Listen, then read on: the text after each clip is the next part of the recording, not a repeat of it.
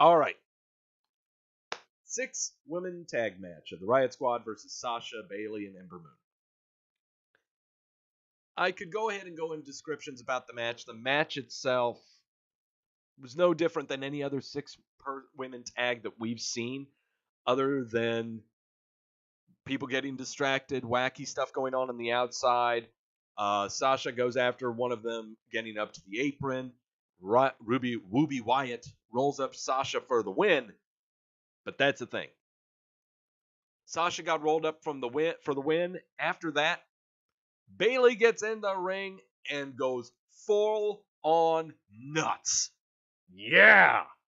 That's our return on investment. Right there. That right there. Perfect. That right there was perfect. Yes. Yes. Okay, this is, and I'm not saying that, I'm so glad that this in particular happened. What I'm saying is it's about goddamn time we got a return on investment on this stupid program. This has been going on for nearly 6 months. 6 or 7 months.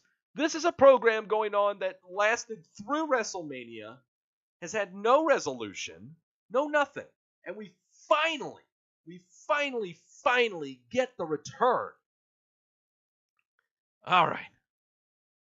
There was a chant going of we want tables during this beatdown. But the thing is, the beatdown and the beatdown itself was not anything out of the ordinary. She slung her face into the middle turnbuckle. She tossed her from inside the ring to the outside of the ring. She slung her into the stairs. She didn't grab any chairs. She didn't get any tables. She didn't do anything else. However, and I wonder, now we don't have it here. However, as Sasha got her beat down, Bayley got on top of her and started yelling, "This is from 3 years, not from just the past week. Okay, you think you're better than me? You think you're better than me? You're nothing. You ain't shit." That was bleeped out. She actually said that. Ironically, that entire line that she said was verbatim the same thing that Sasha said to her during their epic match at NXT TakeOver Brooklyn, the first one. Don't believe me? Look it up. It was said during the match where Sasha's got Bayley down in the corner, verbatim, the same thing. And there is just something about when a story like that comes full circle like that. It is magnificent to watch. It's magnificent to see played out, especially when it's done well. Okay, not when it's forced. Okay. What we saw from Bayley right there, fabulous. Now, does this mean that Sasha is now the baby face in peril and getting the shit beat out of her? Absolutely not. This was not a swerve. This was not a Bayley swerving heel. No. On the contrary, this was Bayley magnifying how much of a face she is. And this was Sasha maybe becoming a light heel of some kind. Are we going to see Sasha get revenge and a comeuppance? Maybe. I'd like to see her try, but I would also like to see her, she'd try to, but then she'd back off. I would like to see more of, I think when it comes to Sasha, yeah, she seems to be the boss and everything, but I'd love to see her in a chicken shit heel role than a badass heel role. I don't see badass heel coming with this. This was Bayley beating the crap out of a girl that had been backstabbing her for so long, but now is down on herself. And has been down on herself because she thinks she's so good, but won't give Bayley the time of day. So Bayley's like, well, shit, I'll just beat the shit out of you. If you did Bayley heel, you'd have to change the music in the entrance. Yeah, you kind of have to do that. But also, I kind of like the idea, and we kind of floated it out there. If Bayley turned heel, you could make her an oblivious heel, to where you didn't change anything, you didn't change it at all, but she would go up and try to hug people, and they wouldn't want to hug her, and she would be like, "Oh, it's okay. You still love me. Yeah, hugs everywhere. Yay, I love you." An oblivious heel is a great heel, I think. But Again, I just want to keep playing that. God, it was so good. That was so good. On my DVR, I watched this about a good 5 or 6 times. Commentary did a fabulous job on it, too. The reactions from Coach and Cole and Graves were just fabulous. Were just great reactions. Even though what the actions that she was doing were not exactly the most magnificent or the most jaw-dropping, they made sure that they put as much emphasis as they could on it to tell everyone that, this is a big effing deal. Okay? Dull match, hot post match, having Bayley attack her as soon as the bell rung was a good and unexpected move. It's nice to see Bayley not acting like a total moron like they always book her, including how she was booked last week. It was a nice surprise. Well, think about how bad the kendo stick match was last year. When it comes to the kendo stick on a pole match, and ironically, that happened the same time last year. And we could talk about how bad it was and how bad it made Bayley look. But you have to understand, that's not what the Bayley character uses. The Bayley character does not use kendo sticks or chairs or ladders or anything like that. She doesn't do any of that. Why would she? No, that's not her MO. That's not in her pathos. No.